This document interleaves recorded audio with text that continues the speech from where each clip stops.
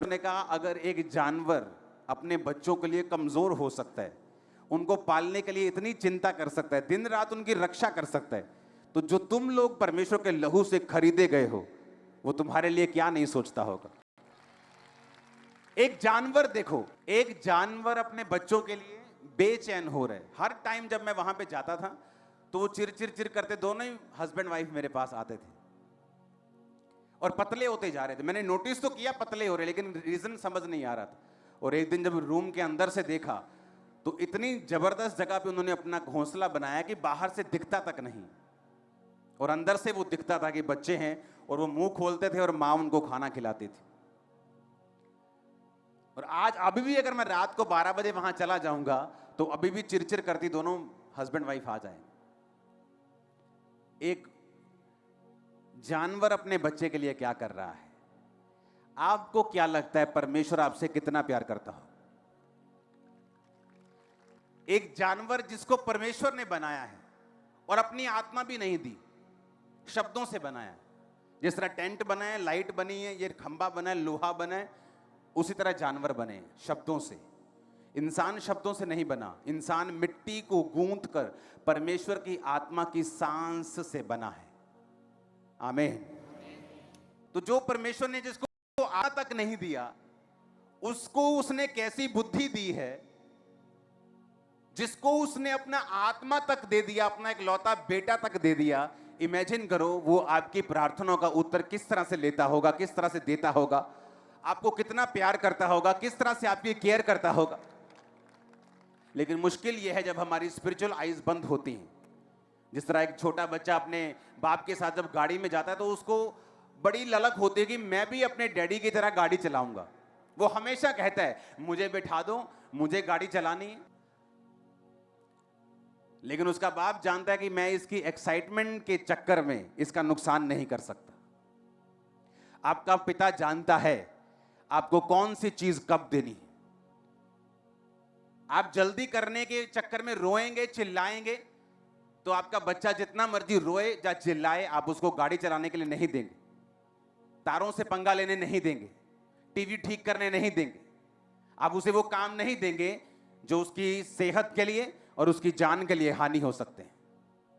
तो परमेश्वर जो आपसे प्यार करता है, मैं आपको परमेश्वर की प्रेजेंस में बता रहा हूं, अगर परमेश्वर ने मेरी सारी प्रार्थनाओं के उत्तर दे दिए होते, आज मैं प्रचारक नहीं होता, क्रिश्चियन होता और बिजनेसमैन होता। इतनी रूहें नहीं बचती, आप इतना प्रचार नहीं सुनते। परमेश्वर आपकी प्रार्थना का उत्तर देता है अपने बेस्ट, निश्चित ठहराए हुए समय के ऊपर, ताकि आप भी ब्लेस हों और आपकी जनरेशन जो आने वाली है वो भी ब्लेस हो। आप जानते हैं रोज की रोटी को शुरू करने का मकसद रोज दोपहर को 1 बजे लाखों लोग उसे सुन रहे हैं, लाखों। आप इमेजिन कर लो कि एक महीने के अंदर 2 करोड़ से अधिक डिवाइस वचन को सुनते हैं। एक महीने में 2 करोड़, एक महीने।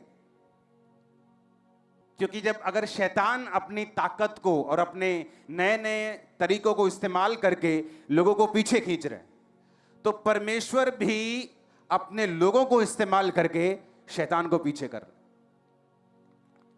पहले बात करना थोड़ा मुश्किल होता था। कोई गंदी फिल्म देखने लोग जाते थे, बेचारे वीसीआर लेके आते थे, फिल्म लेके। अब तो मोबाइल खोलो तो फिल्म शुरू। शैतान ने आसान कर दिया, तो परमेश्वर ने भी ऐसा काम कर दिया कि उसी मोबाइल पर शैतान के बैंड बजाने का इंतजाम किया। आप जानते हैं सबसे रोज की रोटी को शुरू करने का मकसद यह है कि जो कलीसिया है वो सिर्फ संडे और थर्सडे वचन नहीं सुने, वो रोज वचन सुने। क्योंकि अगर वो रोज वचन सुनेगी, परमेश्वर के हथियारों से इक्विप्ड होगी, भरी होगी, और शैतान जो अब पल पल के ऊपर पाप को अटैक कर रहा है, पाप के साथ, उसे मालूम है उसका लास्ट टाइम आ चुका, उसे मालूम है यीशु मसीह बहुत जल्द आने वाले, उसे पता है ये चीजें, और वो ये चाहता है कि वो भी अपनी फसल को जल्दी काटे, ज्यादा से ज्यादा लोग परमेश्वर से हटे, उसका ये मकसद है। और परमेश्वर भी जानते हैं जितने मिरेकल्स आप देख रहे हो, जितनी हीलिंग्स आप देखते हो, जितनी बेदारी आप देखते हो, आप इमेजिन भी नहीं कर सकते, पुराने टाइम के लोग, क्रिश्चियन लोग इसके सपने देखते होंगे कि ऐसा हो जाए। अब लास्ट समय आ रहा है तो परमेश्वर भी इधर तैयार है, उसकी रूहें भी होलसेल में काटी जा रही हैं, शैतान भी अपना काम करने की कोशिश कर रहा है। तो जो वचन आप रोज सुनते हैं वो आपकी हेल्प करता है विश्वास में बने रहने के लिए, परमेश्वर के साथ जुड़े रहने के लिए, परमेश्वर के आत्मा के वचन की जो नॉलेज है उसे ग्रहण करने के लिए, क्योंकि जितना वचन आपके अंदर होगा आपकी हेल्प करेगा। और जब शैतान आप पे अटैक करता है, आपको अविश्वास के साथ, क्वेश्चंस के साथ, शरीर की अभिलाषाओं के साथ, उस समय वो वचन होगा जो आपको सुरक्षित रखेगा, बचा के रखेगा, और परमेश्वर से आप वो लेने पाएंगे, क्योंकि परमेश्वर पाप से नफरत करता है लेकिन आपसे प्यार करता है। आमीन। तो आप पाप ना करें, इसलिए वचन आपके अंदर होना जरूरी है। आमीन। उस वचन को सुनेंगे अपनी स्क्रीन के ऊपर। सबसे पहले अब्राहम के उस वचन को, उत्पत्ति के। सबसे पहला गुनाह इस धरती पे कौन सा था? इस पूरी दुनिया में सबसे पहला गुनाह क्या था? हां, नहीं आना आज्ञाकारी तो उसका तो एक नाम हो गया ना। सबसे बड़ा गुनाह क्या था? सबसे पहला गुनाह क्या था इस पूरी दुनिया में?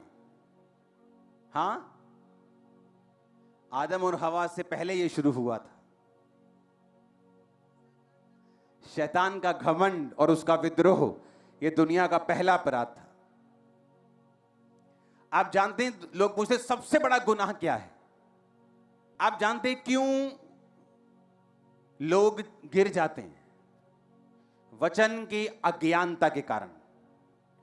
वचन कहता है कि मेरे ज्ञान की कमी होने से या ना होने से मेरी प्रजा नाश हुई। शैतान की वजह से नहीं। शैतान भी किस चीज को यूज करता है आपके खिलाफ? आपके ज्ञान की कमी को।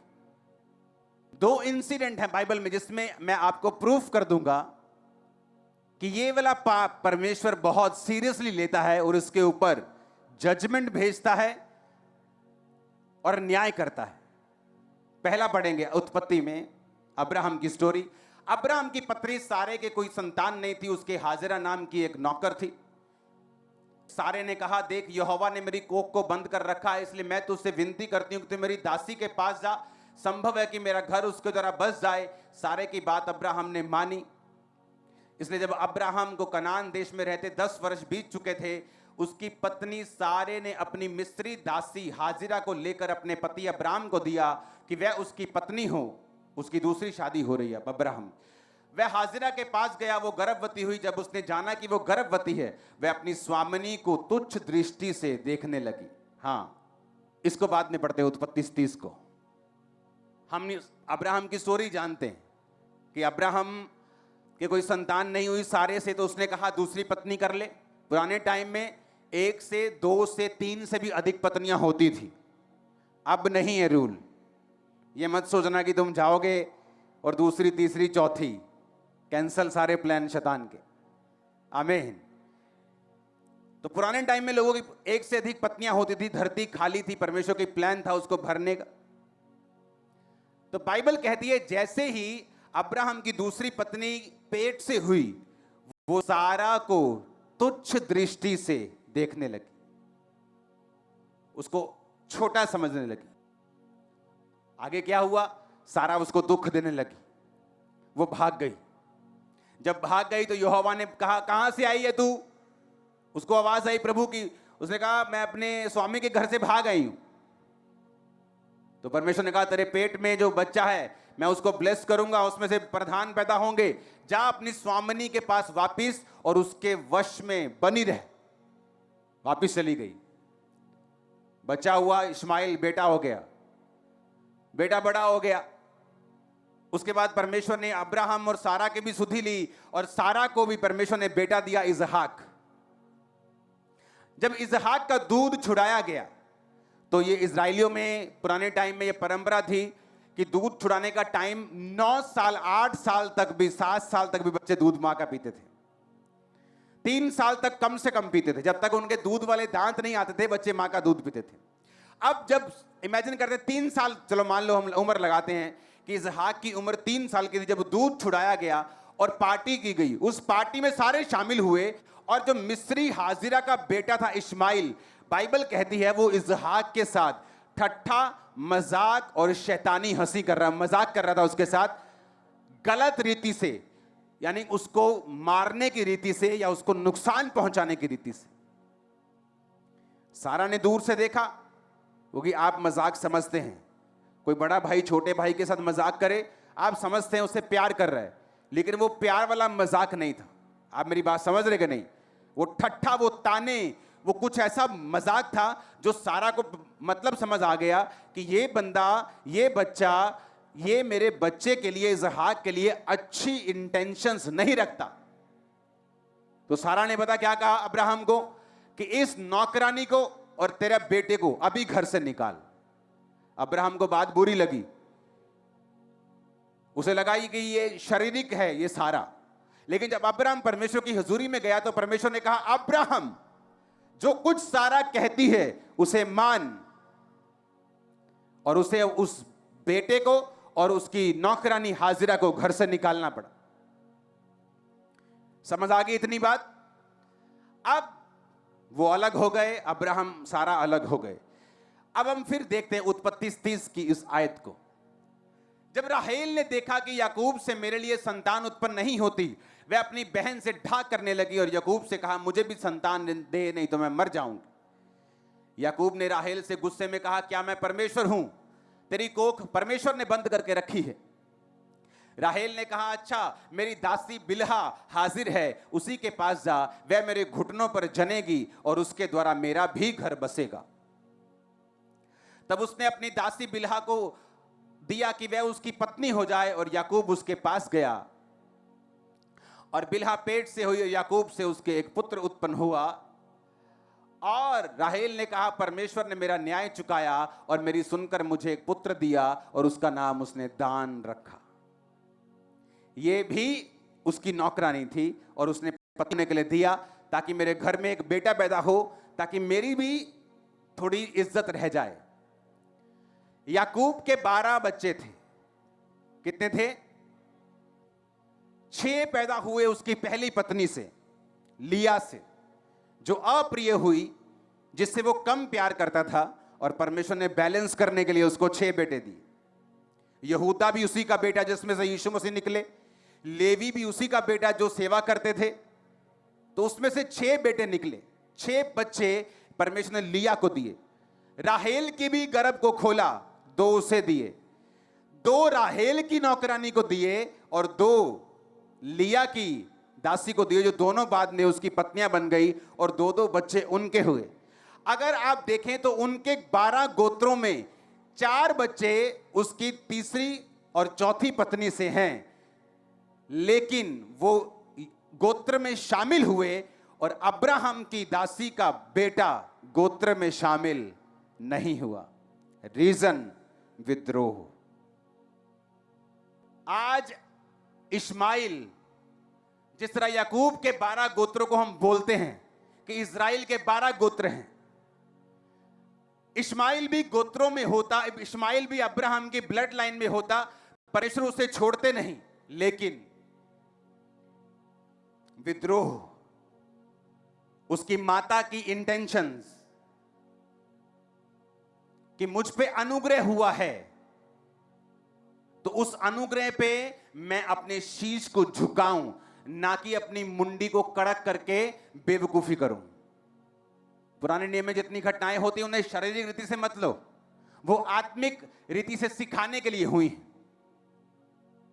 अन्य जातियों के लोग जब आज उसी हाजिरा की तरह परमेश्वर में आते हैं, अपने शीश को झुकाओ, क्योंकि तुम इजरायली नहीं